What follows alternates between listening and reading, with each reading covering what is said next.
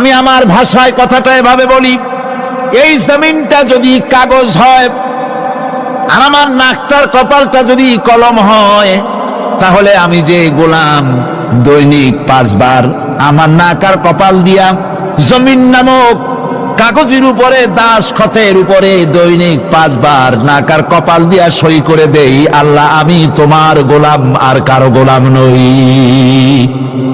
আমি একমাত্র তোমার গোলাম।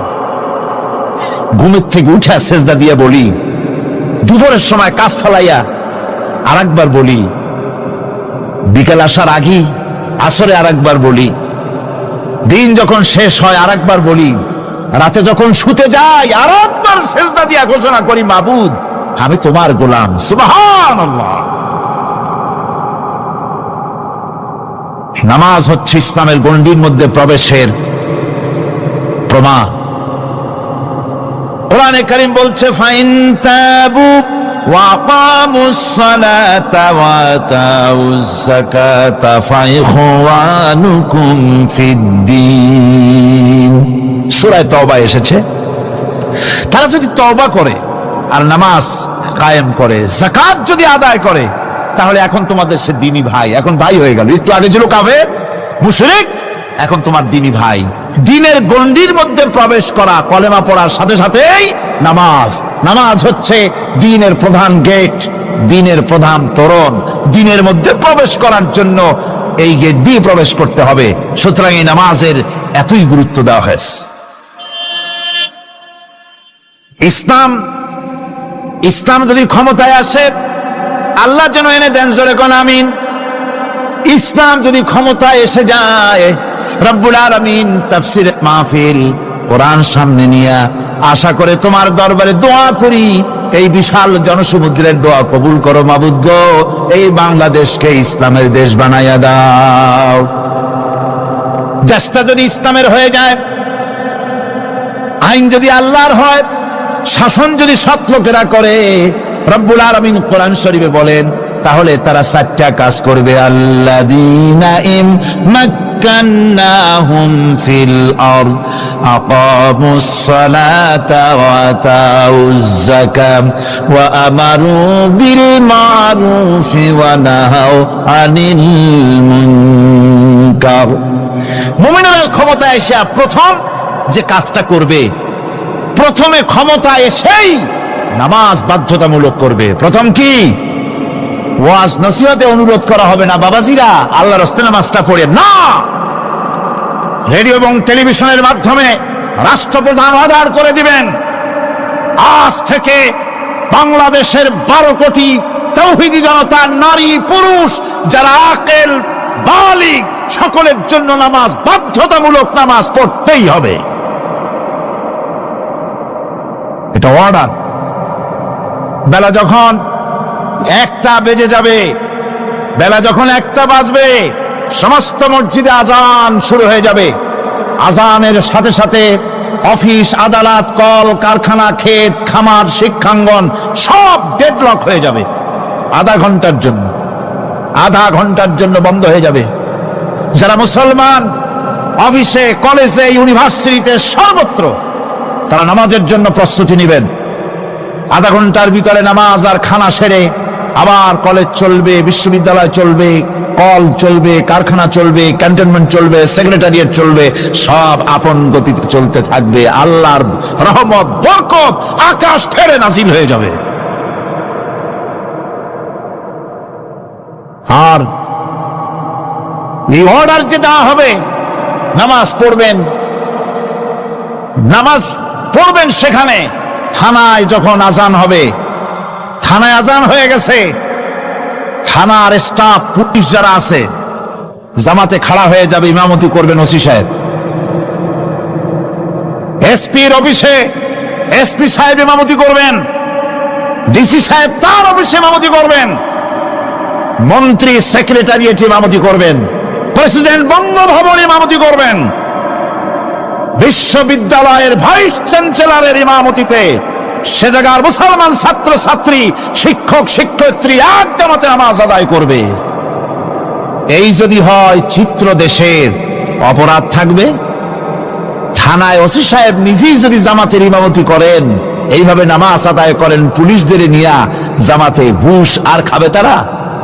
এসপি সাহেবের অফিসে, ডিসি সাহেবের অফিসে মন্ত্রীরা যদি এভাবে নামাজ কায়েম করে, তাহলে কি অন্যায় অপরাধ কিছু থাকবে সমাজে? থাকবে না। সুতরাং নামাজ বাধ্যতামূলক করে দেওয়া হবে। নামাজ বাধ্যতামূলক, সকলকে নামাজ পড়তে হবে। নামাজ হচ্ছে অপকর্মের প্রতিবন্ধক। নামাজ পড়লে অন্যায় কাজ থেকে বাঁচার পর, অন্যায় থেকে বাঁচাই কিসে? নামাজ। আল্লাহ রাব্বুল আলামিন বলেন, উতলু মা উহিয়া ইলাইকা মিনাল কিতাবি ওয়া আকিমিস সালাম ইন্নাস সালাতা তানহা আনিল ফাহশাই ওয়াল মুনকার। হে নবী, এই কিতাব তেলাওয়াত করো, যা তোমার প্রতি অবতীর্ণ করা হয়েছে, এই কিতাব তেলাওয়াত করো আর নামাজকে প্রতিষ্ঠা করো। নিঃসন্দেহে নামাজ মানুষকে পাপাচার থেকে বাঁচায়া দেয়। অশ্লীলতা, পাপাচার থেকে মানুষকে বাঁচায় কে? জোরে চিল্লায় কোন কে? নামাজ। এই নামাজ মানুষকে অন্যায় কাজ থেকে বাঁচায় দেয়। নামাজ যে মানুষকে অন্যায় কাজ থেকে বাঁচায়, কেমনে বাঁচায়? আমরা যে নামাজ পড়ি, এই নামাজে তো আমাদেরকে অন্যায় কাজ থেকে বাঁচাইতে পারে না। নামাজি বহুত মানুষ আছে অন্যায় করে, করে কিনা কোন? না করে না? করে। নামাজি অথচ অন্যায় করে। আর আল্লাহ বলছেন নামাজিকে, নামাজ তাকে অশ্লীলতা থেকে ফিরায়। তাহলে কথা কারটা ঠিক? আল্লাহটা। জোরে বলেন, কারটা ঠিক? অবশ্যই আমার আল্লাহর কথা হক।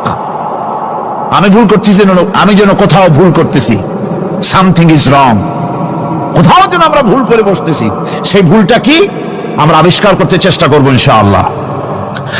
প্রথম যে কথাটা সেটা হচ্ছে এই যে আমরা যা নামাজে পড়ি আমরা তা বুঝি না। কথা ঠিক কিনা? আমি যদি এখন প্রশ্ন করি সামি আল্লাহু লিমান হামিদা অর্থ কি কোন, ফার্স্ট ডিভিশনে কয়েকটা লেটার নিয়ে ফেল করবেন, এরকম লোক আছেন না নাই? সুবহান রাব্বিয়াল আলা অর্থ কি জানি না, সুবহান রাব্বিয়াল আযীমের অর্থ কি জানি না, দোয়ায় কুনুত অর্থ কি জানি না, তাশাহুদ অর্থ কি জানি না, সূরা ফাতিহার অর্থ কি জানি না। এমন কি উযুর মধ্যে কয়টা ফরজ তা অনেকের জানা নাই। কথা কি বেশি বললাম না ঠিক বলছি? একজনের জিজ্ঞেস করলো, মিয়া উযুতে কয় ফরজ? কয় হুজুর কি মনে করেন এটা বুঝি জানি না, এটা তো সাধারণ ব্যাপার, বলেন না কয় ফরজ? কয় উযুতে তো 17 ফরজ। কি কি? কয় হাত ধোয়া, পাও ধোয়া, মুখ ধোয়া, নাক ধোয়া, চোখ ধোয়া, জিহ্বা ধোয়া, মাথা ধোয়া। বলতে বলতে গুনে দেখা গেল প্রায় 19টার মতো বলছে। বলা হলো, মিয়া বললেন আপনি উযুতে ফরজ 17টা, কইলেন আপনি 19টা। কয় হুজুর জানি আরো, বলি না আপনাদের ভয়তে। উযু জানে না, নামাজ জানে না, তাকে এই নামাজ কেমনে ফিরাবে অন্যায় কাজ থেকে? কথা বুঝতে পেরেছেন?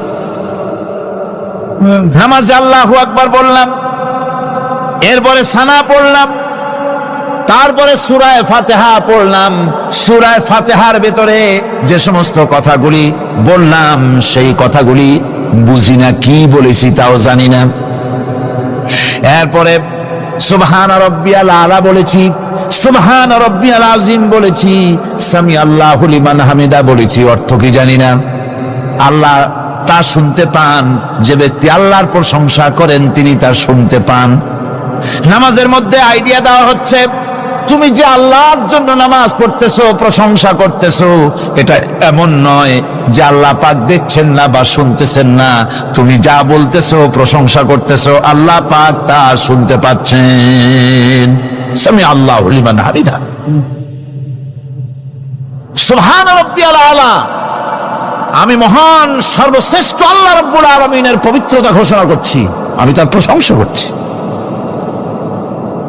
সূরা ফাতিহার কি আমরা বলি আপনারা ব্যাখ্যা দেখে বুঝে নিয়েন, সেগুলি আমি এখানে বলে বাকি কথা সব শেষ করতে পারবো না।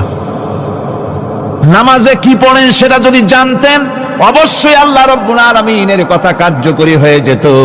ইন্নাস সালাতা তানহা আনিল ফাহশাই ওয়াল মুনকার, নামাজ মানুষকে পাপের কাজ অশ্লীলতা থেকে ফিরাতে পারে। আল্লাহ ইন্না বসায়ছেন, নিশ্চয়ই, বেশক, অবশ্যই নামাজ পাপ থেকে ফিরাবে। কিন্তু কেমনে ফিরাবে নামাজ তো বুঝি না, নামাজ তো বুঝি না, খালি সেজদা দেয় জনমের মতো। আর সেজদা কি? নামাজে যদি দেখে ইমাম দেরি করতেছে, আত্তাহিয়াত পড়তে দেরি হয়ে যাচ্ছে, পিছন থেকে সিগন্যাল মারে, ঠিক কিনা? বেয়াদব, বেয়াদব।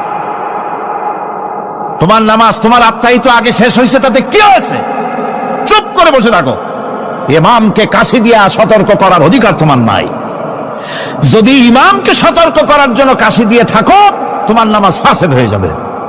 এটা ফাজলামি করার জায়গা না, এটা নামাজ। এর নাম কি? ধীরে সুস্থে নামাজ পড়তে হবে। অনেকে মসজিদটারে মনে করে জেলখানা, ঢুকতে যত দেরি, বেরোতে পারলে যেন বাসে যান ছটফট করে। সিনেমার মধ্যে গিয়ে ঘন্টার পর ঘন্টা বসে থাকে, খারাপ লাগে না?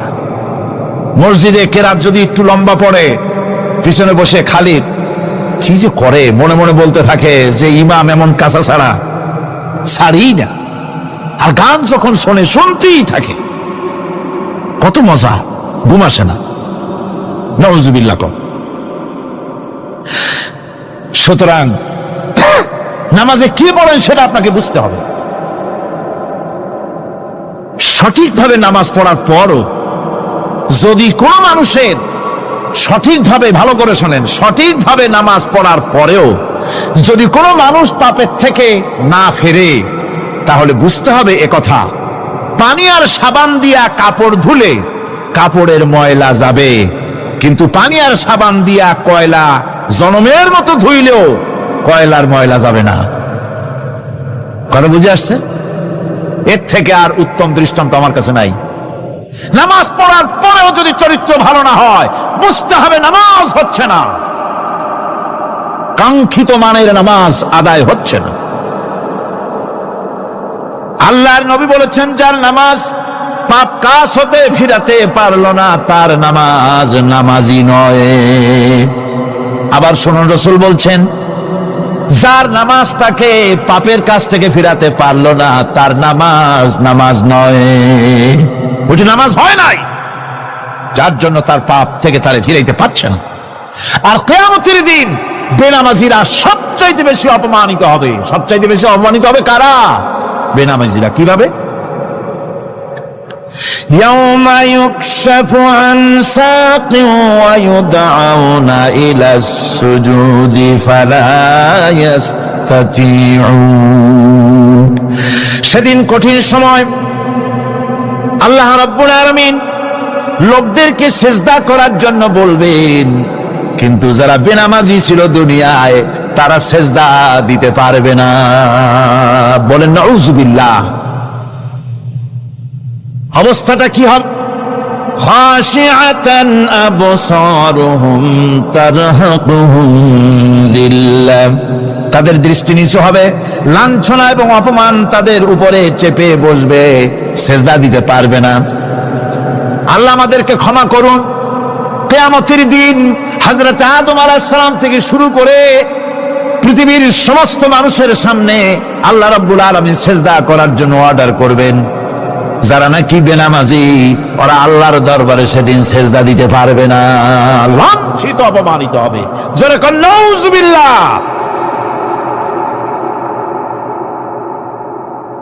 নামাজ, মুমিনের নামাজ একরকম, মুনাফিকের নামাজ হলো আর এক রকম।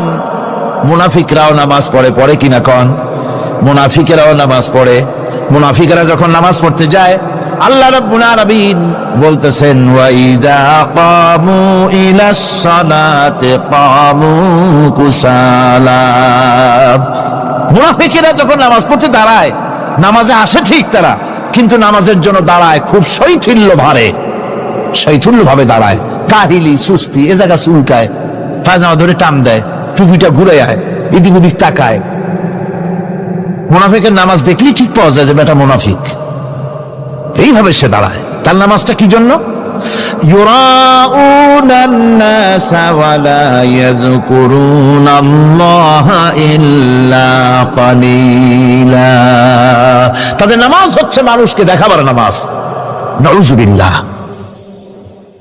এখন দেখবেন এই মৌসুম আসছে, নামাজের মৌসুম, বেনামাজিদের নামাজের মৌসুম। জনসভা হচ্ছে, নির্বাচন আসতেছে, নামাজে রক্ত হয়ে গেছে, তাড়াতাড়ি আজান হয়ে গেল। টুপি না থাকলে রুমাল একটা মাথায় দিল, উজু আছে কি না আছে, আল্লাহু আকবার, যা আছে কপালে হয়ে যাক। মানুষকে দেখাবার জন্য এরা নামাজ পড়ে। এরা আল্লাহ শরণার্থে নামাজ খুব কম লোকই করে। এরা হচ্ছে মুনাফিক।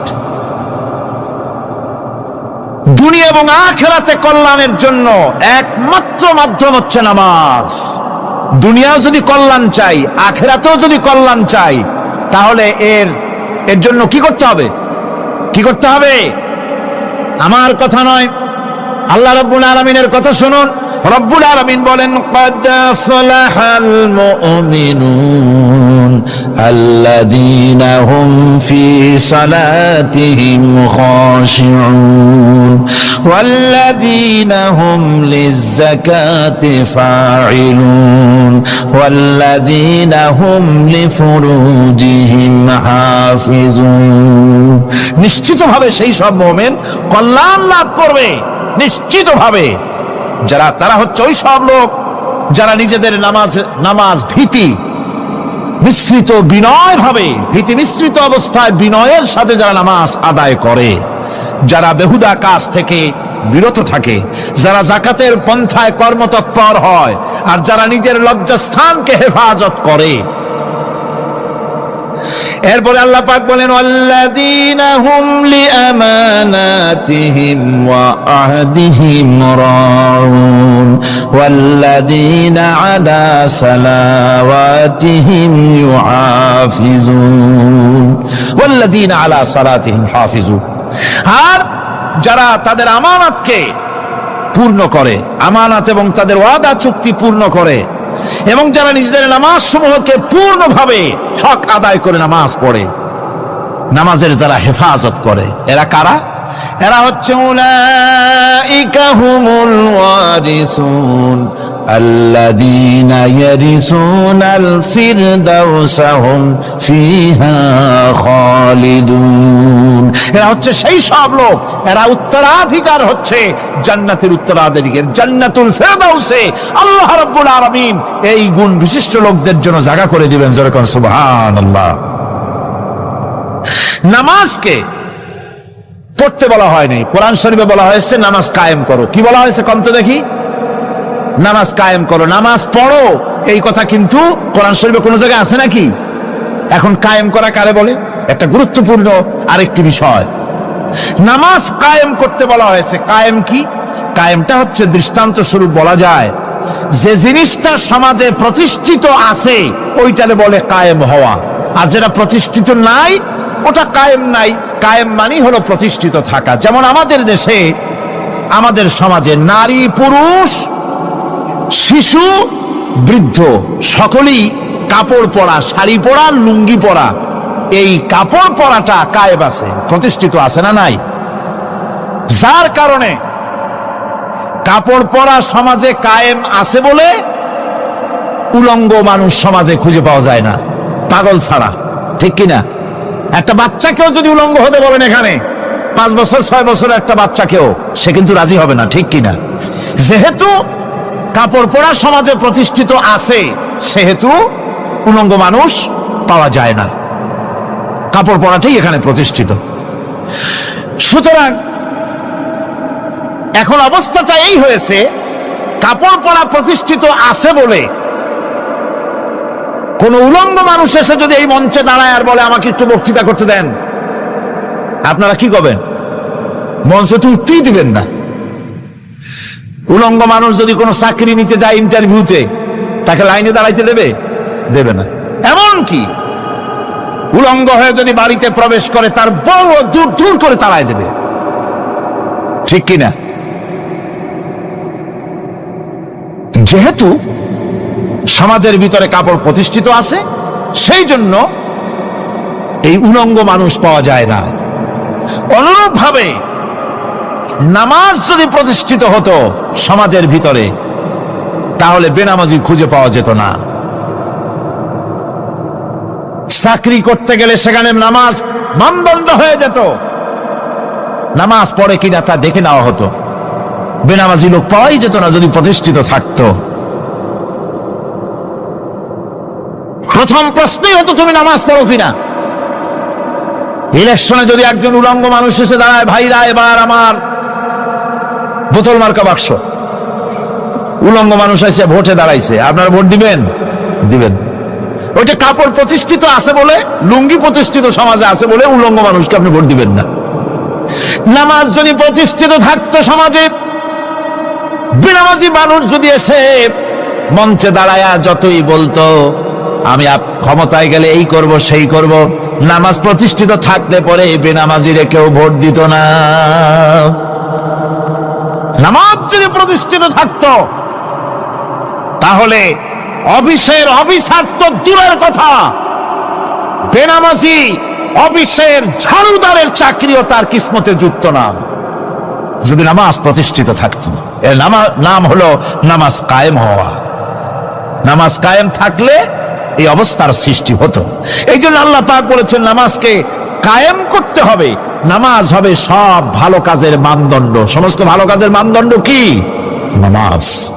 নামাজ আমাদেরকে বড় রকমের শিক্ষা দেয়। কি শিক্ষা দেয়? নামাজ আমাদের শিখায় ঐক্য আর ভ্রাতৃত্ব। ভ্রাতৃত্বের আর ঐক্যের শিক্ষা দেয়। এক নেতার আনুগত্য করা শিখায়। জামাত যত বড় হোক, ইমাম হবে কয়জন? একজন ইমাম হবে। আর এই ইমাম মানে কি? নেতা। ইমাম মানে কি? নেতা নির্বাচন শিখায় নামাজে। নেতা নির্বাচন কে শিখায়? নামাজ শিখায়। বোঝেন খুব ভালো করে। কিভাবে? মনে করুন চট্টগ্রাম শাহী মসজিদে ইমাম প্রয়োজন। এখন সেই ইমাম নেওয়ার জন্য ইন্টারভিউ কল করা হলো, বিজ্ঞাপন দেওয়া হলো পত্রিকায়। অনেক আলেম আসলেন। ইন্টারভিউ বোর্ডে যারা বসলেন তারা ইন্টারভিউটা কিভাবে নেবেন? যার মাথার চুল লম্বা বেশি তার ইমামতি দেওয়া হবে, যার লুঙ্গিটা পায়ের গিরার তলে তারে দেওয়া হবে, যার মোষটা মুখের মধ্যে গিয়া ঢুকছে, হাসি দিলে বুঝাই যায় না হাসে না কান্দে, তারে দিবে। দাড়িগুলা কামাইছে তারে দেবে। সিগারেট খায়, বা অবশ্য চট্টগ্রাম আর সিলেটে সিগারেটের ফতোয়া ভিন্ন রকম। বরিশালে আমি যেখানে জন্মগ্রহণ করেছি, আমার এলাকায় কোন আলেম যদি সিগারেট খায়, মসজিদের ইমাম তো ভালো, মসজিদ ঝাড়ু দিতেও ঢুকতে দেবে না মসজিদে। এটা এই এলাকার এক রকমের কায়দা। আমি এটার ব্যাপারে কথা নাইও বললাম। তো আপনারা খুঁজে দেখবেন সে সিনেমা দেখে নাকি, মিথ্যা কথা বলে নাকি, বউ পর্দায় থাকে নাকি। এগুলি মাইক্রোস্কোপ যন্ত্র দিয়ে ইমামের মাথা থেকে পা পর্যন্ত দেখবেন কিনা কন? আচ্ছা এবার কন্ত দেখি, এই ইমাম সাহেব ইমামতি করবে কতজন লোকের? 500, 1000। শাহী মসজিদে ধরেন 5000 লোক হইল। 5000 লোক, 5000 লোকের ইমাম নির্বাচনের সময় পা থেকে শুরু করে মাথা পর্যন্ত দেখেন, এমনকি বউ পর্যন্ত। বৌমনি আনিয়ে দেখেন না, পর্দায় থাকি কিনা এইটা আপনারা দেখেন, ঠিক কিনা? এ খবরটা নেন। 5000 লোকের একটা ইমাম বানাতে গিয়ে মাইক্রোস্কোপ যন্ত্র দিয়ে দেখেন মোষ কেমন, দাড়ি কেমন, চুল কেমন, পাও কেমন, হাত কেমন, হাতে নখ লম্বা কিনা, দাঁতে ছাতা কিনা, বউ পর্দায় থাকে কিনা, মিথ্যা কথা কয় কিনা, এত দেখেন।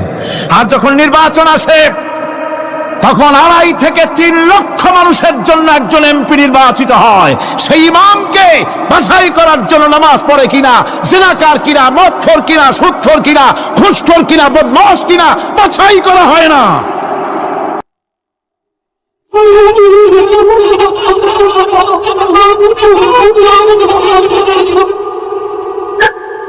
নামাজ আমাদেরকে এটা শিখায়, ইমাম কেমনে বানাইতে হবে। কোন সুবহানাল্লাহ। নামাজ ঐক্য শিখায়, নামাজ ভ্রাতৃত্ব শিখায়, নামাজ পারস্পরিক মহব্বত শিখায়, নামাজ নেতা কেমন হওয়া উচিত, নেতা নির্বাচন শিখায়। আবার নেতা ভুল করলে তার ভুল বলা যাবে না, এরকম হতে পারবে না। নামাজের ভিতরে ইমাম যদি ভুল করলে আপনি লোকমা দিবেন, সুবহানাল্লাহ, আল্লাহু আকবার বলবেন। যদি তিনি সংশোধন না হলেন আবার দেন, তাতেও সংশোধন হলো আবার দেন।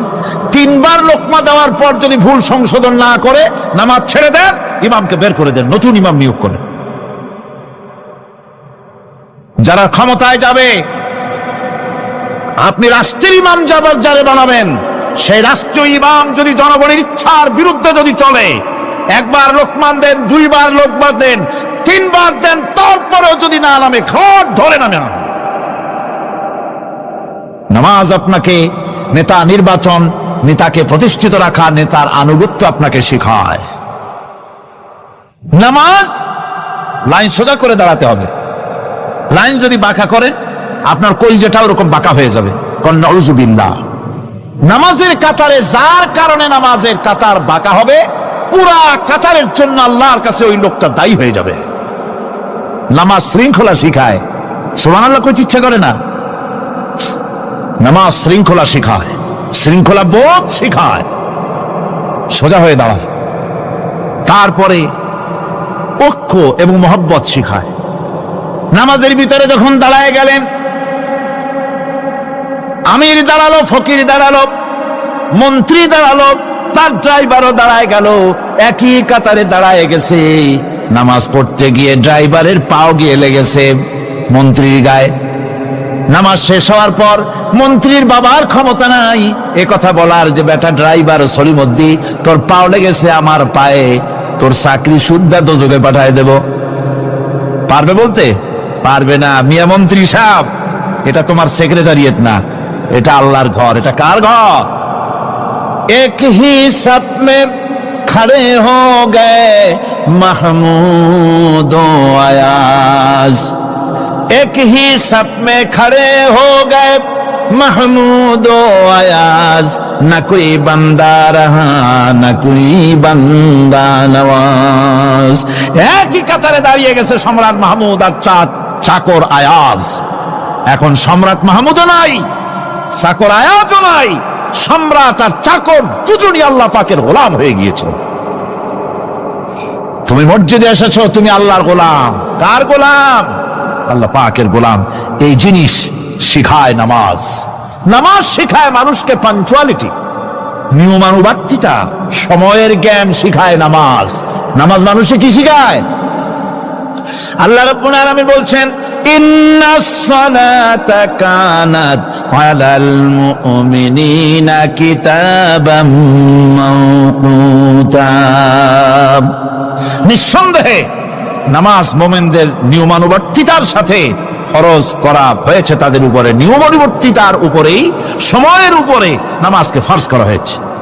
আপনার আন্দাজ মতো আপনি পড়তে পারবেন না, সময় মতো পড়তে হবে, আল্লাহ ওয়াক্তে পড়তে হবে। আমার দেশের মসজিদগুলিতে ফজরের নামাজ পড়া হয় এমন সময় পূর্ব দিক ফর্সা হয়ে যায়। ইমাম সাহেব যদি ভুল করেন, নামাজ যদি দোহরাতে যান, তাহলে সূর্য উদয় হয়ে যাবে, এমন অবস্থা। নামাজ এত দেরিতে পড়া হয়। প্রত্যেক ওয়াক্তের নামাজ আউয়াল ওয়াক্তে পড়ার জন্য রাসূল সাল্লাল্লাহু আলাইহি ওয়াসাল্লাম তাগিদ করেছেন। সময়ের দিকে লক্ষ্য রাখতে বলা হয়েছে। যেই জাতি, লক্ষ্য করুন, যে জাতি দৈনিক 5 বার টাইমলি, অক্ত মতো, সময় মতো নামাজ আদায় করতে হয়, দুর্ভাগ্যজনক সত্য, সেই জাতির কাছে সময়ের কোনো দাম নাই। সময়ের দাম নাই। 9টার গাড়ি কয়টায় আসবে? 9টার গাড়ি কয়টায় আসবে? একদিন দেখা গেল সত্যি 9টার সময় এসে গেছে। যাত্রীরা বলছে মাশাআল্লাহ, অন্তত একটা দিন তো 9টার সময় আসলো। স্টেশন মাস্টার বলছে না, খুশি হওয়ার কারণ নাই, আজকের না, এটা গতকালকেরটা। আমার আমেরিকার সফরের সময়, যে বাড়িতে আমি আমেরিকায় থাকি, কুইন্স এলাকায়, নিউ ইয়র্ক সিটিতে, সে বাড়িওয়ালা চাকরি করে।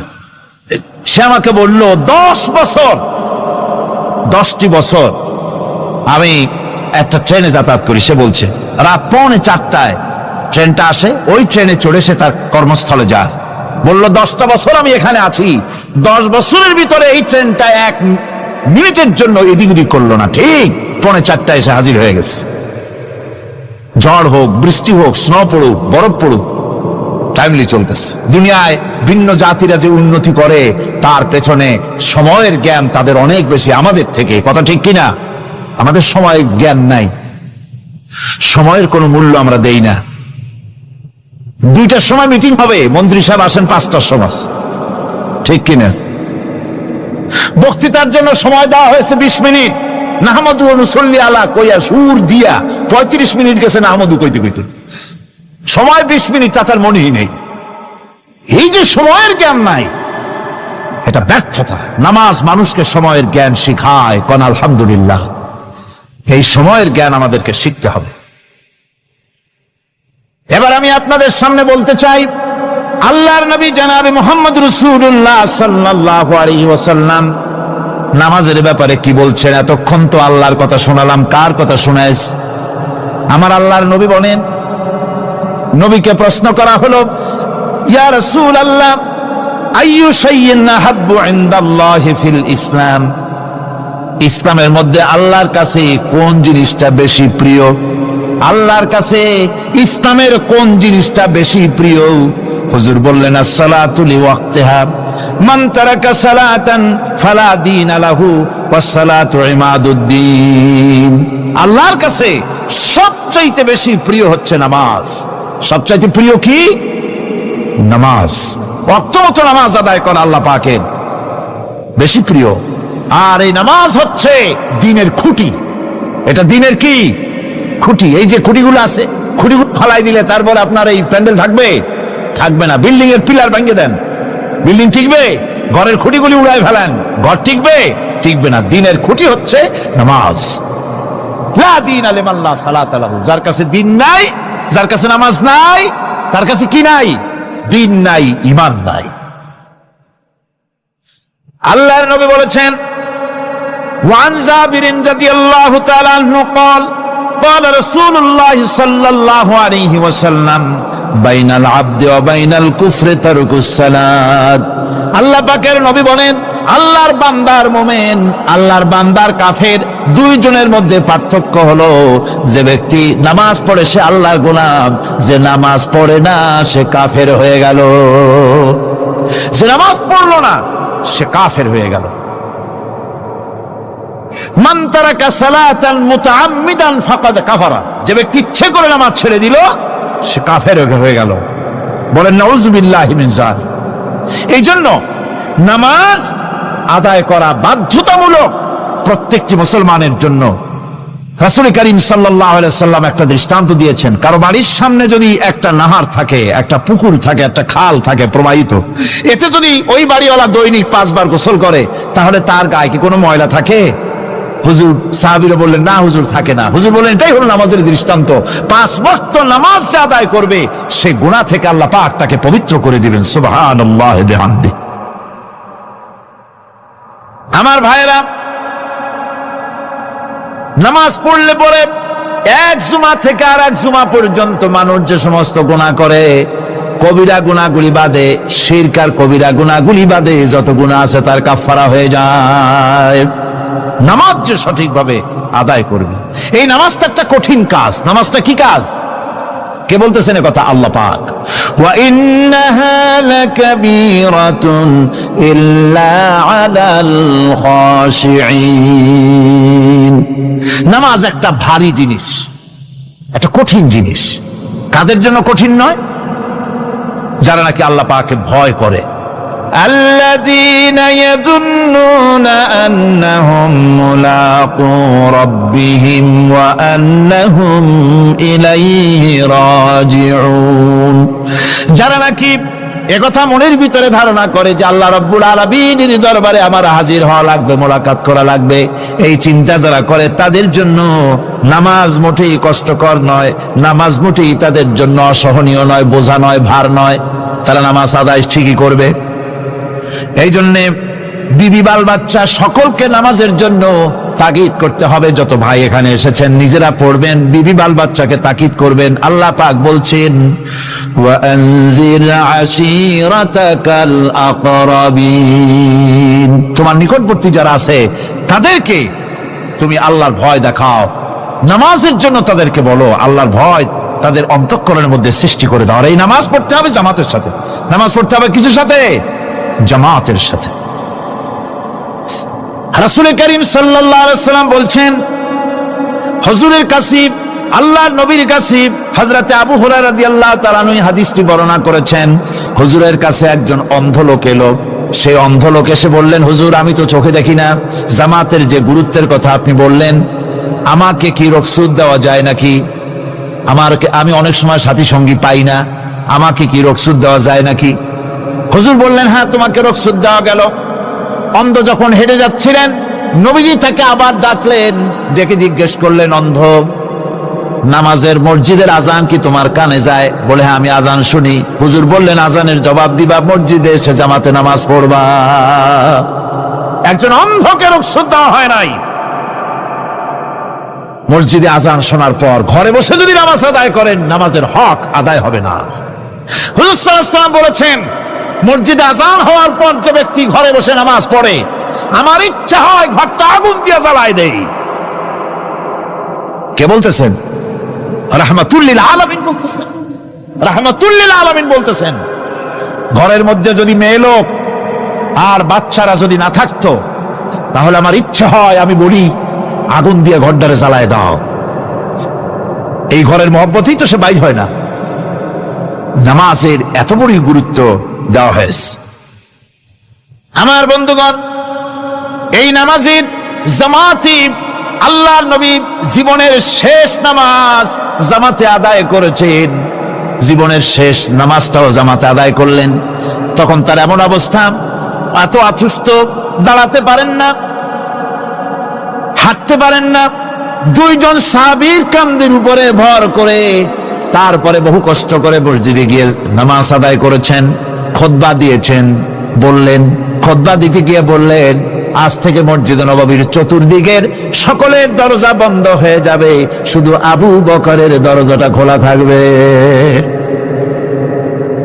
আল্লাহর নবী বললেন, আল্লাহ রাব্বুল আলামিন এই পৃথিবীতে তার এক বান্দাকে জাগতিক সব সম্পদ দিতে চেয়েছিলেন, কিন্তু সে বান্দা সব জাগতিক সম্পদকে উপেক্ষা করে মাবুদের সঙ্গে দেখা করা বেশি জরুরি, বেশি পছন্দ মনে করেছেন।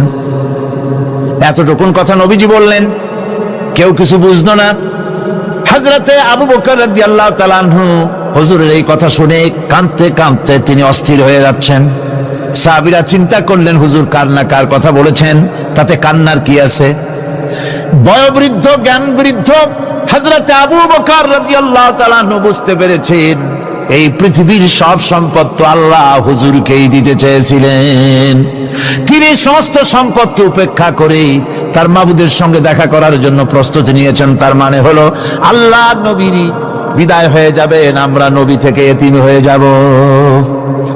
নবীজি ঘরের মধ্যে প্রবেশ করলেন, প্রচন্ড জ্বর এলো। এই প্রচন্ড জ্বর নিয়ে তিনি শুয়ে আছেন, কখনো বেহুশ কখনো হুশ। এর মধ্যে সারা জান হয়ে গেল। সাহাবীরা বহুক্ষণ অপেক্ষা করে হযরত আবু বকরের ইমামতিতে নামাজ শুরু করলেন। হুজুরের হুশ এলো, প্রশ্ন করলেন, আয়েশা রে, এখন কোন সময়? হযরত আয়েশা বলেন, ইয়া রাসূলুল্লাহি, মসজিদে নববীতে নামাজ শুরু হয়ে গেছে। সাহাবীরা অনেকক্ষণ অপেক্ষা করে আমার বাবার ইমামতিতে নামাজ পড়তেছে সবাই, কিন্তু সাহাবীরা কেঁদে কেঁদে নামাজের মধ্যেই কাঁদতে কাঁদতে অস্থির হয়ে যাচ্ছে। তাদের মনের ধারণা হয়েছে নবীজির পেছনে নামাজ পড়ার কিসমত থেকে তারা মাহরুম হয়ে গেল। নবীজি বলেন, আয়েশা দরজা খুলে দাও আর আমার মাথাটা একটু উঁচু করে ধরো, আমি একটু নামাজের দৃশ্যটা দেখি। দরজা খুলে দেওয়া হলো, নবীজির মাথা উঁচু করে ধরা হলো। নামাজের জামাতের দৃশ্য দেখে নবীজি আবার শুয়ে পড়লেন। হযরত আয়েশা লক্ষ্য করে দেখেন নবীজির দুই চোখের কোণা দিয়া পানি পড়তেছে। মা আয়েশা জিজ্ঞেস করেন, ইয়া রাসূলুল্লাহ, নামাজের দৃশ্য দেখে চোখে কেন পানি এলো? হুজুর বলেন, আয়েশা রে, এটা কোনো দুঃখের পানি নয়, এটা তৃপ্তির পানি। এই যে জামাত নামাজ পড়তেছে লোকেরা, এই জামাত কায়েমের জন্য তায়েফের ময়দানে অনেক রক্ত আমার ঝরেছে। উহুদের ময়দানে দান্দার মুবারক শহীদ হয়েছে, সাহাবায়ে কেরাম জীবন দিয়েছে। এই যে জামাত আমি দেখতে পেলাম, ভবিষ্যতের একটা ছবি যেন চোখে ধরা পড়লো। আমার মনে হলো কিয়ামত পর্যন্ত এই পৃথিবীতে আমার যত উম্মত আসবে তারা এইভাবে করে জামাতে নামাজ আদায় করবে। নবীজি মাথার কাছে মালাকুল মউত যখন এসে গেছেন, আমার ভাইরা, এই পৃথিবীতে যত নবীরা এসেছিলেন মৃত্যুর সময় সমস্ত নবীরা শেষ কথা যেটা বলেছেন, হাদিস, সমস্ত নবীরা উম্মতের জন্য মৃত্যুর মুহূর্তে শেষ কথা যেটা বলেছেন সেটা হলো আসসালাত, আসসালাত, নামাজ, নামাজ। আমার নবী যখন বিদায় হয়ে যান, বিদায় মুহূর্তে মেয়ের কথা বললেন না, কলিজার টুকরা নাতির কথা বললেন না, জামাইয়ের কথা বললেন না, স্ত্রীর কথা বললেন না, মৃত্যুর সময় শেষ কথা বললেন আসসালাত, আসসালাত ওয়া মা মালাকাত আইমানুকুম, নামাজ, নামাজ, আমার উম্মতেরা নামাজ, আমার উম্মতেরা নামাজ ছেড়ে দিও না, নামাজ।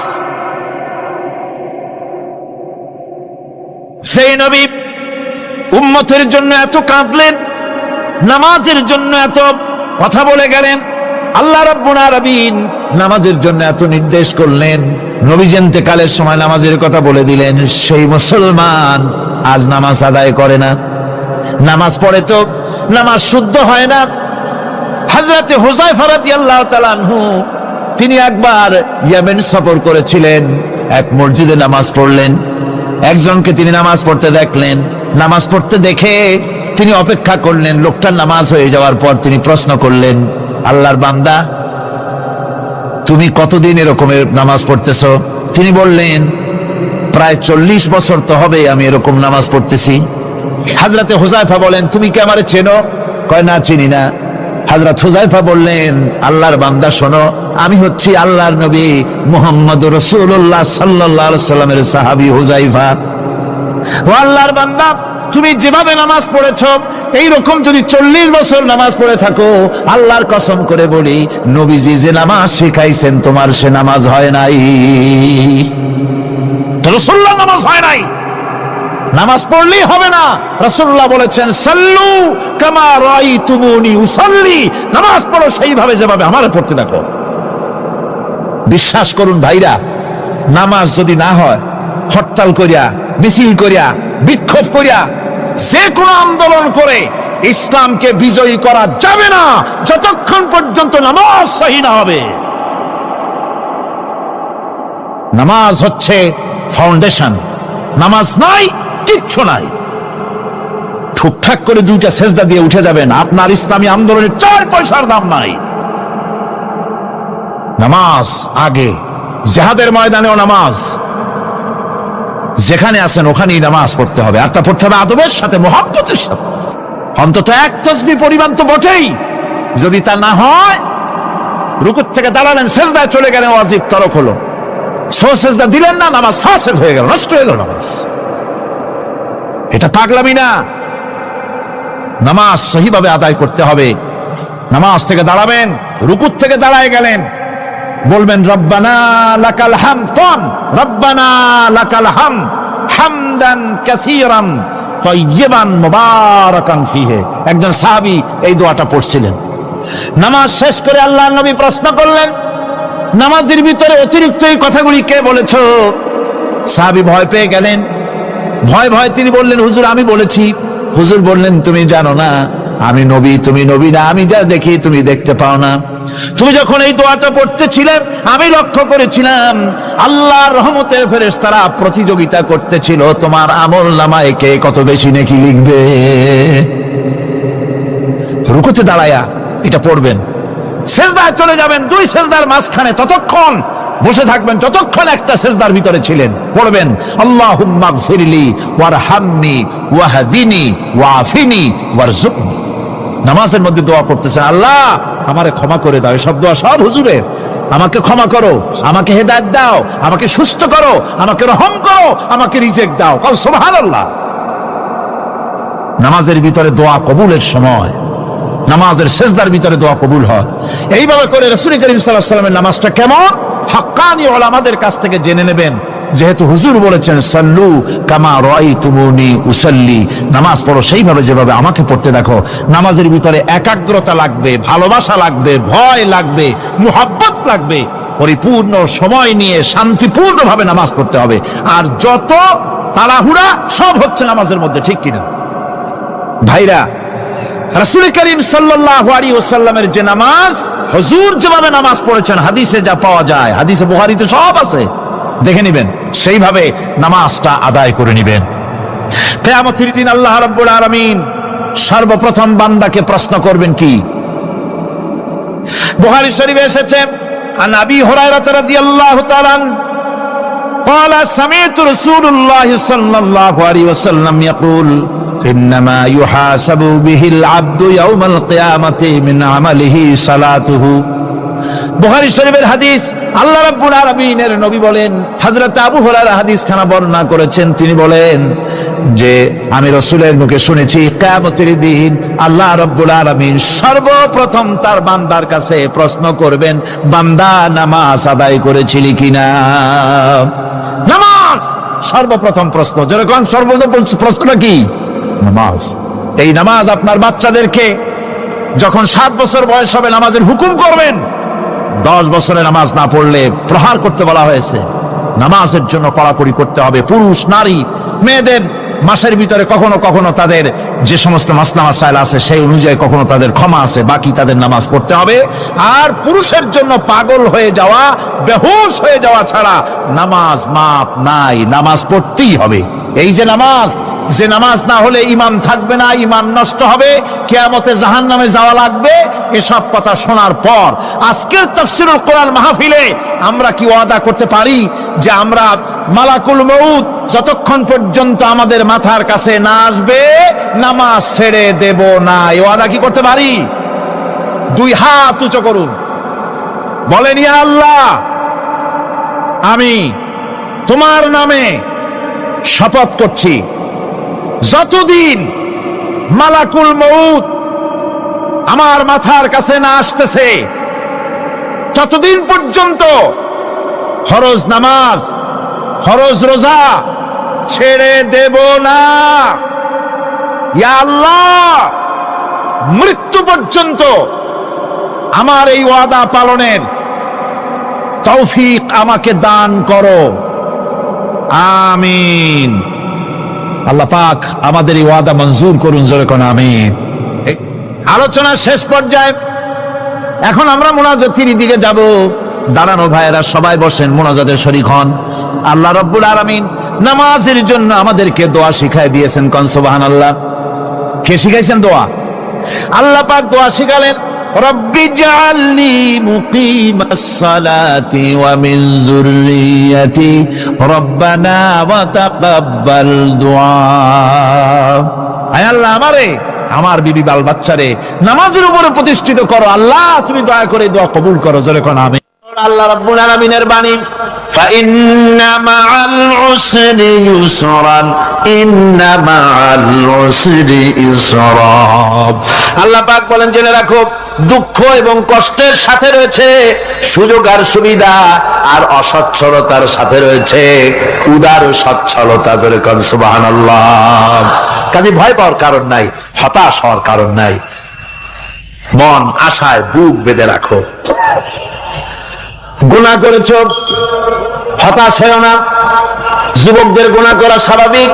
ইউনিভার্সিটির ছাত্র, কলেজের ছাত্র, প্রফেসর, শিক্ষক, অফিসার ঘুষ খেয়েছেন, জিনা করা হয়েছে, মদ খাওয়া হয়েছে, মিথ্যা কথা বলা হয়েছে, যাই কিছু করেন না কেন ভয় পাওয়ার কারণ নাই, নিরাশ হওয়ার কোনো দরকার নাই। আল্লাহ পাক ডেকে বলেছেন, কুল ইয়া ইবাদিয়াল্লাযীনা আসরাফু আলা আনফুসিহিম লা তাকনাতু মির রাহমাতিল্লাহ। আরে আমার আল্লাহর মতো এত ভালো আর কেউ আছে? এত দরদ আর কারো আছে? আমার আল্লাহ বলেন, ও নবী, আপনি শুনায় দেন, হে আল্লাহর বান্দারা, তোমরা যারা নিজেদের উপরে বাড়াবাড়ি করেছো, নিজেদের উপরে জুলুম করেছো, অত্যাচার করেছো, আমি আল্লাহর রহমত থেকে নিরাশ হয়ে যেও না। মানুষ যদি অপরাধ করে, বাপের সাথে অপরাধ করেছে, মায়ের সাথে অপরাধ করেছে, মা বাবা সন্তানের চাইতে এত বড় কল্যাণকামী তো আর কেউ নাই, কিন্তু মা বাবা কোনোদিন বলে না আয় আয় আমার ছেলে তোরে মাফ করে দেই, এরকম বলে নাকি? মন চায় ছেলে যদি মাপ চাইতো খুশি হয়ে মাফ করে দিতাম, কিন্তু কেন যে আসে না, ডাকে না যে আয় মাফ করে দেই। মা বাপ আপনাকে এত ভালোবাসে, সেই মা বাপও আপনাকে বলে না যে আয় মাফ করে দেই। আমার আল্লাহ হচ্ছেন এমন আল্লাহ, আল্লাহ রাব্বুল আলামিন ডাকেন, এ বান্দা খুন করেছিস ফিরে আয়, জিনা করেছিস ফিরে আয়, হত্যা করেছিস ফিরে আয়, চুরি করেছিস ফিরে আয়, কুফরি করেছিস ফিরে আয়, সুদ খেয়েছিস, ঘুষ খেয়েছিস, মদ খেয়েছিস ফিরে আয়, এসে আমার দরবারে চোখের পানি ফেল, আমার দরবারে কাঁদাকাটি কর। ইন্নাল্লাহা ইয়াগফিরুয যুনুবা জামিআ ইন্নাহু হুয়াল গফুরুর রহিম। আমার দরবারে চোখের পানি ফেলে কান, আমি রব্বুল আলামিন জিন্দেগীর গুনাহ মাফ করে দেব। সুবহানাল্লাহ কর, সুবহানাল্লাহ কর। আমার কাছে কান, চোখের পানি ফেল। আল্লাহ রাব্বুল আলামিনের কাছে বান্দার দুইটা ফোঁটা বেশি প্রিয়। একটা হলো জিহাদের ময়দানে যে রক্ত ফোঁটা দেওয়া হয়, এটা আল্লাহর কাছে প্রিয়। আর আল্লাহর ভয়তে গুনার জন্য লজ্জা করে অনুশোচনা করে বান্দা যখন চোখের পানি ছেড়ে দেয়, আল্লাহর কাছে এটা অত্যন্ত প্রিয়। নবীজি বলেছেন, বান্দা যখন গুনার ভয়তে, আল্লাহর ভয়তে, জাহান্নামের ভয়তে অনুশোচনা করে যখন চোখ দিয়া পানি ছেড়ে দেয়, ওই চোখের পানি নাকের অর্ধেক আসতে না আসতে আল্লাহ রাব্বুল আলামিন বান্দারে মাফ করে দেয়। আল্লাহ বরদাস্ত করতে পারেন না যে বান্দা কান্দু। আমার ভাইরা, আল্লাহ রহমত, এই পৃথিবীতে আল্লাহর রহমতকে 100 ভাগ করা হয়েছে। আল্লাহ রহমতের কত ভাগ? এই 100 ভাগের 1 ভাগ সারা পৃথিবীতে ছড়াই দেওয়া হয়েছে। আর 99 ভাগ কার কাছে? আল্লাহর কাছে। একটা ভাগ দুনিয়া ছড়ানো হয়েছে আদম আলাইহিস সালাম থেকে নিয়ে এই পর্যন্ত, এখান থেকে নিয়ে কিয়ামত পর্যন্ত পৃথিবীতে যত মানুষ আসবে, যত প্রাণী আসবে, তাদের মধ্যে প্রাণী জগত গাবি তার বাছুরকে ভালোবাসে ঠিক কিনা, হাতি তার বাচ্চাকে ভালোবাসে ঠিক কিনা, মুরগি তার বাচ্চাকে ভালোবাসে কিনা, প্রত্যেক মাই তার সন্তানকে ভালোবাসে মানুষের মতো। এই ভালোবাসা, স্নেহ, এই মমতা, এই করুণা, এই মহব্বত একটা ভাগ দুনিয়ায় দেওয়ার পর আপনি আর আমি যতটুকুন ভাগে পেয়েছি, সেই মহব্বতে, স্ত্রীর মহব্বতে অস্থির, মায়ের মহব্বতে অস্থির, সন্তানের মহব্বতে অস্থির। এখন চিন্তা করেন, একটা ভাগ সারা পৃথিবীতে বিতরণ করার পর যেটুক পেয়েছি, তাতে যদি এত মহব্বত হয়, তাহলে এর 99 ভাগ মহব্বত যে আল্লাহর কাছে জমা আছে, এই বান্দার জন্য তার কত মহব্বত, এই বান্দার জন্য কত করুণতা, কত মহব্বত, কত দয়াতা। এজন্য আল্লাহ রাব্বুল আলামিন বলেছেন, নাব্বি ইবাদি আন্নী আনাল গফুরুর রহিম। আমার নবী সুসংবাদ দিয়ে দাও, বান্দাদেরকে শোনায় দাও যে আমি আল্লাহ তাআলা ক্ষমাশীল আর দয়াবান। হুজুর কাঁদতেছিলেন, হযরত ওমর রাদিয়াল্লাহু তাআলা আনহু এসে দেখেন হুজুর একা কাঁদতেছে। হুজুর জিজ্ঞেস করছেন, হযরত ওমর জিজ্ঞেস করলেন, হুজুর আপনি কাঁদেন কেন একা একা? হযরত ওমর বলেন, আমি যখন প্রশ্ন করলাম, নবীজি বললেন, আমার কাছে কিছু আগে জিবরাইল এসেছিলেন। জিবরাইল এসে আমাকে বললেন, আল্লাহ পাক বলেছেন, হে আমার নবী, ইসলামের ভিতরে থেকে যে সমস্ত মানুষগুলো ইসলামের ভিতরে থেকে চুল আর দাড়ি পাকায় দিছে, কিয়ামতের দিন এই লোকগুলারে আমি শাস্তি দিতে আমার শরম হবে। হযরত ওমর বলেন, হুজুর উম্মতের জন্য কত বড় খুশ খবর এটা, আর আপনি কাঁদতেছেন। হুজুর বলেন, ওমর তুমি জানো না, আমার কান্নার কারণ ভিন্ন। আমার কান্নার কারণ হলো যে আল্লাহ রাব্বুল আলামিন কিয়ামতের দিন দাড়ি চুল পাকা বান্দারে শাস্তি দিতে স্মরণ করবেন। সেই দাড়ি চুল পাকা বান্দাগুলি আল্লাহর সাথে নাফরমানি করতে স্মরণ করে না। আমি এই লজ্জায় কাঁদতেছি ভাইরা। হুজুর আল্লাহ পাক বলেন, ও আমার নবী, রাতের আধারে যখন একটা বুড়া আমার দরবারে হাত উঁচু করে, একটা বুড়া মানুষ রাতের আধারে যখন আমার দরবারে হাত উঁচু করে আর যখন বলতে থাকে রব্বুল আলামিন, আমার পেছনের জীবনটা বড় খারাপ করেছি, এমন কোন কাজ জীবনে করি নাই যা তোমার কাছে কিছু দাবি করতে পারি, সব রকমের নাফরমানি করেছি, আজ আমি বুড়া হয়ে গেছি, কামাই করতে পারি না, ছেলে আমাকে চোখে দেখতে পারে না, পুত্রবধূ আমাকে ঘরে জায়গা দেয় না, আমার স্ত্রী আমাকে দেখতে পারে না, রোজগার করতে পারি না, হাঁটতে পারি না, চলতে পারি না, সবার কাছে আমি তিতা হয়ে গেছি, আমি দাঁড়াতে পারি না, কোমরে ব্যথা পাই, হাঁটুতে ব্যথা পাই, চলতে পারি না, কানে শুনতে পাই না, চোখে দেখতে পারি না, আর তোমার কাছে কিছু চাইয়া নেব এমন ভালো কাজও করি নাই। এইভাবে যখন বান্দা কাঁদতে থাকে আমার দরবারে, ও আমার হাবিব আমার রহমতের দরিয়ায় জোশ মেরে যায়, আমার শরম হয় এই বুড়াটারে কেমনে খালি হাতে ফিরাইয়া দেই। সুবহানাল্লাহ, সুবহানাল্লাহ। আমার আল্লাহর এত দয়া, আমার আল্লাহর এত মায়া, এত মহব্বত। আমার আল্লাহ রাব্বুল আলামিন বলেন, وَإِذَا سَأَلَكَ عِبَادِي عَنِّي فَإِنِّي قَرِيبٌ। ও আমার হাবিব, আমার বান্দা আমার ব্যাপারে প্রশ্ন করে, আমি বান্দার একদম নিকটে। কোরআন শরীফের ভিতরে যত জায়গায় রাসূলকে বলা হয়েছে সুয়ালের কথা, আপনাকে প্রশ্ন করা হয়, আল্লাহ তার জবাব কুল এই কথা বলে জবাব দিয়েছেন। যত জায়গায় সুয়াল এসেছে, যেমন কোরআনে কারীমের মধ্যে আল্লাহ পাক বলেন, ওয়ায়াসআলুনাকা আনিল মাহিদ, মেয়েদের হায়েজ সম্পর্কে জিজ্ঞাসা করা হয়, কুল হিয়া আযা, হে নবী আপনি বলুন। এভাবে করে কুল দিয়ে জবাব দেওয়া হচ্ছে। আবার প্রশ্ন করা হচ্ছে, ওয়ায়াসআলুনাকা আনিল আনফাল, এই গনিমতের মাল সম্পর্কে হুজুর আপনাকে, হে নবী আপনাকে প্রশ্ন করা হয়। আল্লাহ কুল দিয়ে জবাব দিলেন, আল্লাহ বলেন আপনি বলেন। ওয়ায়াসআলুনাকা আনিল খামরি ওয়াল মাইসির, আল্লাহ পাক বলেন নবী আপনারে প্রশ্ন করা হয়, কুল ফীহিমা ইসমুন কাবীর, আল্লাহ কুল দিয়া বললেন তুমি বলো। আবার বলা হলো, ওয়ায়াসআলুনাকা আনিল আহিল্লা কুল হিয়া মাওয়াকিতু লিন্নাস, ও নবী আপনাকে প্রশ্ন করা হয় চাঁদের ক্রমবর্ধমান এবং ক্রমহ্রাস, এই যে বাড়ে আর কমে, পূর্ণিমা হয় অমাবস্যা হয়, কেন হয় আপনি বলুন। কুল, আপনি বলেন এটা আমি অর্থ এবং সময়, বছর আর দিন গণনা করার জন্য পৃথিবীবাসীদের জন্য বিনা পয়সায় একটা ক্যালেন্ডার বানাইয়া আকাশে ঝুলাই রেখেছি। এভাবে যত জায়গায় এসেছে আপনাকে প্রশ্ন করা হয়, তত জায়গায় আল্লাহ জবাব দিয়েছেন কুল আপনি বলেন।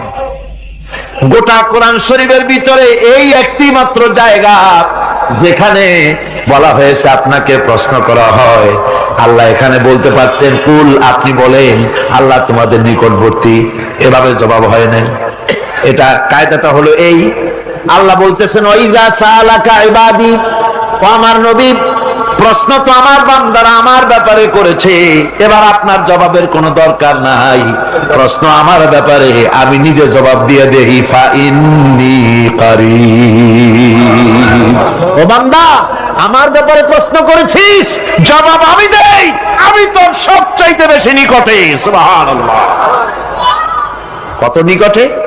وَنَحْنُ أَقْرَبُ إِلَيْهِ مِنْ حَبْلِ الْوَرِيدِ, তোর যে রগ এই শাহরগের চাইতেও আমি তোর বেশি কাছে। সুবহানাল্লাহ, আমারে ডাক, আমারে ডাক, কলিজা দিয়া ডাক, অন্তর দিয়ে ডাক। মনের থেকে মানুষ যদি ডাকে, মুখের ডাক আর মনের ডাক এক জিনিস নয়। দিল সে জুবাত নিকলতি হ্যায় असर रखती है पर नहीं मगर ताकते परवाज रखती है। দিল থেকে যে কথা বেরোয় তা প্রভাব বিস্তার করে, ডানা নাই কিন্তু ওড়ার ক্ষমতা রাখে। মনের কথাই ভিন্ন, মন থেকে, দিল থেকে, কলিজা থেকে, অন্তরের গভীর কন্দর থেকে মুহাব্বতের সাথে কেউ যদি একবার বলে আল্লাহ, বলেন আল্লাহ, আল্লাহ,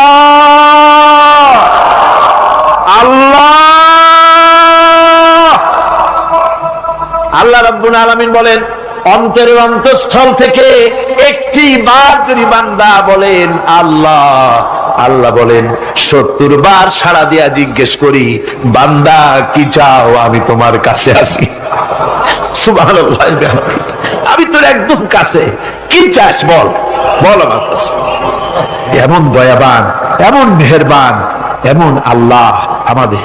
সে আল্লাহ রাব্বুল আলামিন তিনি বলছেন, وقال ربكم ادعوني استجب لكم, তোমাদের রব বলেছেন আমারে ডাকো, আমি আল্লাহ ডাকের সাড়া দিয়া দেব। সুবহানাল্লাহ। কারে ডাকতে হবে, কারে ডাকতে হবে? এই বিশাল জনসমুদ্র একদিকে চিল্লা এখন কারে ডাকতে হবে? কোন পীর সাহেবকে নয়, আল্লাহর কসম কোন খাজা বাবাকে নয়, ডাকতে হবে কারে? চিল্লা এখন কারে? ওয়াকালা রাব্বুকুম উদউনি, তোমার রব তোমাকে বলতেছে আমারে ডাকো, আস্তাজিব লাকুম, আমারে ডাকবে আমি সাড়া দিয়ে দেব। সুবহানাল্লাহ। আল্লাহকে ডাকেন, কি চাই আপনার বলেন, কি চাই? আল্লাহর কাছে চান, আল্লাহ দিয়ে দিবে। দেওয়ার জায়গা আল্লাহর কাছে চাইবেন, আল্লাহ দিবেন। দেওয়ার জায়গা, চাওয়ার জায়গা হলো সেজদায় পড়ে যাবেন। আমার ভাইয়েরা, জায়গাটা চিনায় দিলাম। মাজারে যাওয়া লাগবে না, কবরে যাওয়া লাগবে না। 2 রাকাত নামাজ পড়ে সেজদায় পড়ে গিয়া যত বিপদ আছে, মুসিবত আছে, সেজদার মধ্যে চোখের পানি ছেড়ে দেন আর কেন্দে কেন্দে জীবনের কথা বলেন। আল্লাহ রাব্বুল আলামিন আপনার আওয়াজ শুনবেন আর দোয়া কবুল করে নিবেন। কাঁদতে হবে আল্লাহর কাছে। কার কাছে? আল্লাহর কাছে। সুম্মা ইস্তাগফিরুল্লাহ, আর এরপরে সে যদি আমি আল্লাহর কাছে ক্ষমা চাই, ইয়াজিদিল্লাহ গফুরুর রহিমা, সে আমি আল্লাহকে গফুর এবং রহিম হিসাবে পাবে। সুবহানাল্লাহ। আল্লাহকে গফুর এবং রহিম হিসাবে পাওয়া যাবে। সব আল্লাহকে বলতে হবে, গুনাহ মাফ চাইতে হবে। এই জন্য হুজুর সাল্লাল্লাহু আলাইহি ওয়াসাল্লাম দৈনিক 100 বার তওবা করতেন। কোন হাদিসে আছে 70 বার, কোন হাদিসে আছে 100 বার তওবা করতেন। নামাজের পরে তো প্রত্যেক নামাজই পড়তেন হুজুর, সালাম ফিরাতেন আর সাথে সাথে বলতেন আল্লাহু আকবার, আস্তাগফিরুল্লাহ, আস্তাগফিরুল্লাহ, আস্তাগফিরুল্লাহ। মনে থাকবে আপনাদের? মনে থাকবে? সালাম ফিরাইয়া কি বলবেন? না, সালাম ফিরাবার সাথে সাথে বলবেন আল্লাহু আকবার, তারপরে পড়বেন আস্তাগফিরুল্লাহ, আস্তাগফিরুল্লাহ, আস্তাগফিরুল্লাহ। তওবা করবেন, আল্লাহর কাছে সবসময় গুনাহ মাফ চাইতে থাকবেন, বিনীত থাকবেন। আল্লাহকে পাওয়া যাবে, তাকে রহিম হিসেবে পাওয়া যাবে। সুতরাং ঈমান বিল্লাহ, আল্লাহর প্রতি ঈমান আনলে পরে 4th নম্বরের যে উপকারটা হবে সেটা হলো হতাশায় ভুগবে না, নিরাশায় ভুগবে না, আশায় বুক বেঁধে উঠবে, ঈমান মজবুত হবে, আল্লাহর কাছে মানুষ বিনয়ী হয়ে যাবে। এবার 5ম নম্বরের উপকার আমি বলছিলাম, ঈমান বিল্লাহ, আল্লাহর প্রতি ঈমান আনলে পরে অসংখ্য উপকার হয়, অসংখ্য বৈশিষ্ট্য আছে। এর 6টা উপকারের কথা আমি বলবো। কয়টা? অসংখ্য উপকারের ভিতরে প্রধান 6টি উপকারের কথা বলবো। এর বললাম কয়টা? 4টে বলছি। এবার বলো 5ম উপকারের কথা। আল্লাহর প্রতি আপনি পূর্ব পশ্চিমে কতবার মুখ ঘোরালেন, এটাই কিন্তু আপনার আসল সৎ কাজ নয়। আসল সৎ কাজ হলো আল্লাহর প্রতি ঈমান আনা। এই ঈমানের ব্যাপারে 3টা দিন আমরা পার করে দিলাম, এখনো কথা শেষ হয় নাই। আল্লাহর প্রতি ঈমান আনলে পরে যে উপকারটা হবে 5ম নম্বরে, সেটা হলো কঠোর এবং কঠিন বিপদের ভিতরে বান্দার ভিতরে অবিচলতা এবং ধৈর্যের সৃষ্টি হয়ে যাবে। আলহামদুলিল্লাহ। কঠিন বিপদ মুসিবত আসলে পরে সে অবিচল থাকবে।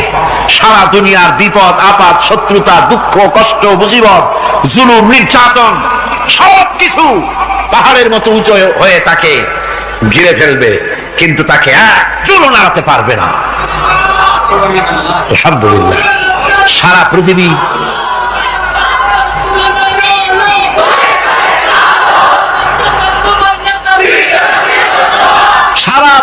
একদিকে আর সে একা একদিকে থাকবে। বিরোধিতা তো হবেই, বিপদ তো আসবেই। কবি বলতেছেন সাথে জাকা রহা হ্যায় असल से इमरोज सते जाका रहा है असल से ता इमरोज चरागे मुस्तफावी से शरारे बुलाबीस। সে আবহমান কাল থেকে শুরু করে মুস্তাফা সাল্লাল্লাহু আলাইহি ওয়াসাল্লামের দীপ শিখার সাথে আবু জাহেল, আবু লাহাবের অগ্নিস্ফুলিঙ্গের টক্কর লেগেই আছে। রাসূলুল্লাহ আল্লাহর দেওয়া এই বিধান, এই দ্বীনের বাতিটা টিম টিম করে জ্বলেছে। আর গোরকি টর্নেডো হাজার হাজার মাইল বেগে, হেরিকেন এসেছে, গোরকি এসেছে, টর্নেডো এসেছে, টাইফুন এসেছে, কিন্তু এই আলো নিবাইতে পারে নাই। সুবহানাল্লাহ। এই আলো নিবাতে পারে নাই। এই শত্রুতা চিরকালের, নিবাতে পারবে না। কারণ হচ্ছে আল্লাহ রাব্বুল আলামিন বলেছেন ইউরিদুনা লিইউতফিউ নূরাল্লাহি বিআফওয়াহিহিম ওয়াল্লাহু মুতিম্মু নূরিহি ওয়ালাউ কারিহাল কাফিরুন। ওরা চায় মুখের ফু দিয়ে আমার আলোকে নিভিয়ে দেবে, কিন্তু আমি আমার আলোকে পূর্ণতা দান করব। তাতে কাফের বেঈমানদের কলজায় যত জ্বালা যন্ত্রণা হোক, আমার দ্বীন কেউ মিটাই দিতে পারবে না। সুবহানাল্লাহ। সুতরাং বিপদে অবিচলতা আসবে, সে অটল হবে, মজবুত হবে।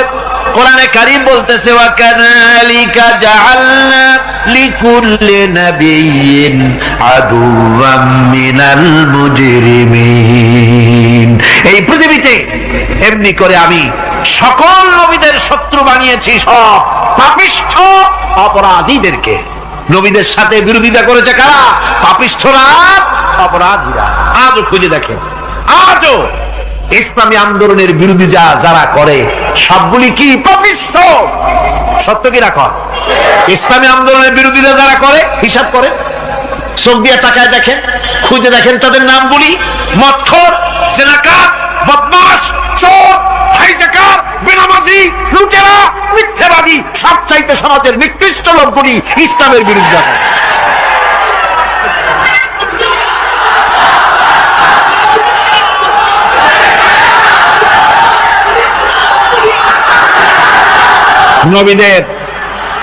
নবীদের শত্রু আল্লাহ বলেন সব যুগে নবীদের সাথে শত্রুতা করেছে পাপিষ্ঠরা। আল্লাহর কথা, কার কথা? সকল যুগে নবীদের সাথে শত্রুতা করেছে পাপিষ্ঠরা, নিকৃষ্ট ধরনের অপরাধীরা। সুতরাং নবী রাসূলদের অবস্থা যখন এই, তখন দ্বীনের দাওয়াত যারাই দেবে তাদের কিসমত এরকম হবেই। এই বাধার মোকাবেলা তাদেরও করতে হবে। এই যে বাধাটা আসে, এই যে মারে, অপরাধ কি? এই যে তারা চোর বা ডাকাত, যাদের মারা হয়।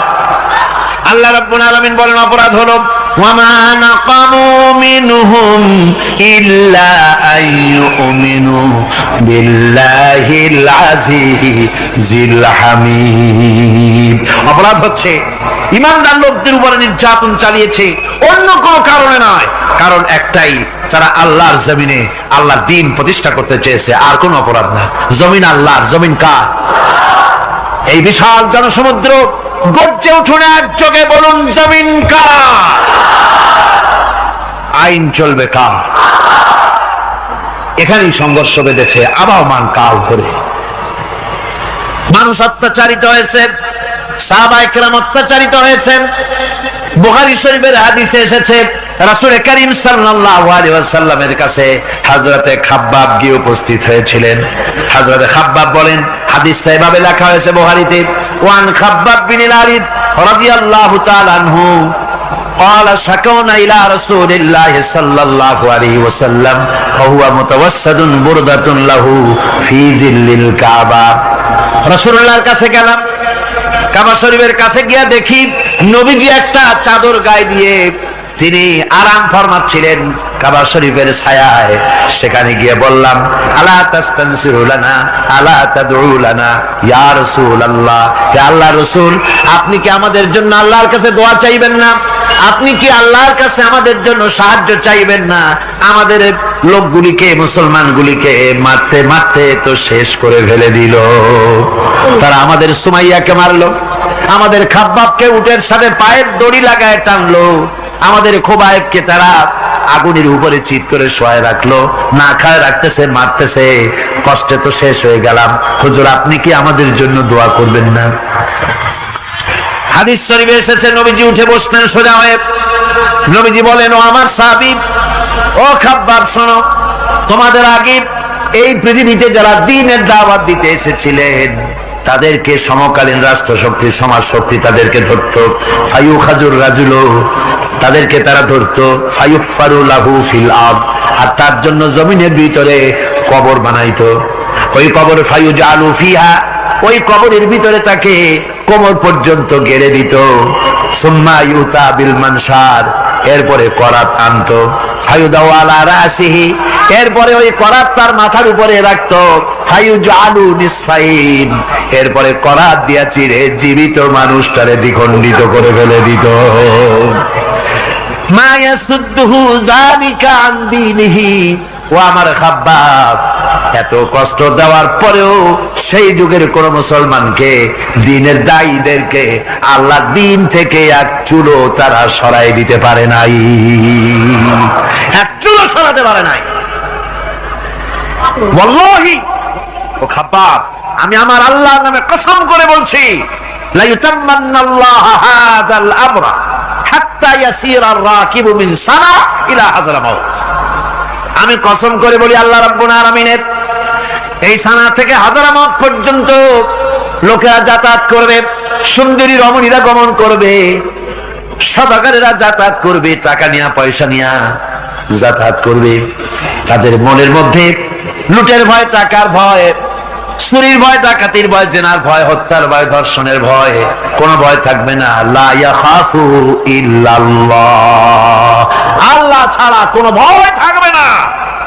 এমন একটা সমাজ, এমন একটা সময় আসবে, ওয়ালাকিন্নাকুম তাস্তাজিলুন, অথচ খুব তাড়াহুড়ো তোমরা করতেছো। তাড়াহুড়ো করো না, সময় আসবে ইনশাআল্লাহ। আমার ভাইয়েরা, আমার বন্ধুগণ, কঠিন বিপদে অবিচলতা এবং ধৈর্যের দৃষ্টান্ত রেখে গেছেন আম্বিয়া আলাইহিমুস সালাম। সুবহানাল্লাহ। কঠিন বিপদে অবিচলতা, দৃঢ়তা, ধৈর্য কারে বলে, তার দৃষ্টান্ত কারা রেখেছেন? আম্বিয়া আলাইহিমুস সালাম। ওনারাই আমাদের আদর্শ, নবীরাই আদর্শ। সাহাবায়ে কেরাম রিদওয়ানুল্লাহি তাআলা আলাইহিম আজমাইন আমাদের আদর্শ। ভাইরা আমার, মুসা আলাইহিস সালামকে ফেরাউন যখন ঘিরে ফেলে দিল, কোরআনের সব কথা গল্প গুজবার ইতিহাসের জন্য লেখা হয় নাই। কোরআনের মধ্যে যা লেখা হয়েছে সব বান্দাদের উপদেশের জন্য, যাতে করে লোকেরা চিরটা কাল এর থেকে উপদেশ নিয়ে নিজেদের তৈরি করতে পারে। জোরে বলেন সুবহানাল্লাহ। মুসা আলাইহিস সালামের কথা আল্লাহ বলেন, ফেরাউন তাকে ঘিরে ফেলে দিল, পালাবার রাস্তা নাই। ফালাম্মা ترى الجمعان قال أصحاب موسى إنا لمدركون। মুসা আলাইহিস সালামের উম্মতেরা বললেন, হে মুসা, পাকড়াও হয়ে গেছি, পালাবার রাস্তা নাই। তিন দিক থেকে আমাদেরকে ঘেরাও করেছে ফেরাউনের শক্তি। সামনে কি? দরিয়া, আর তিন দিকে কি? ঘেরাও আন্দোলন। পালাবার পথ নেই, পালাবার পথ নাই। সারাশি আক্রমণ, ঘেরাও আন্দোলন। এই যে এই ঘেরাও টেরাও তো আজকে নতুন না, এই ঘেরাও আসছে অনেক আগের থেকে আসলে।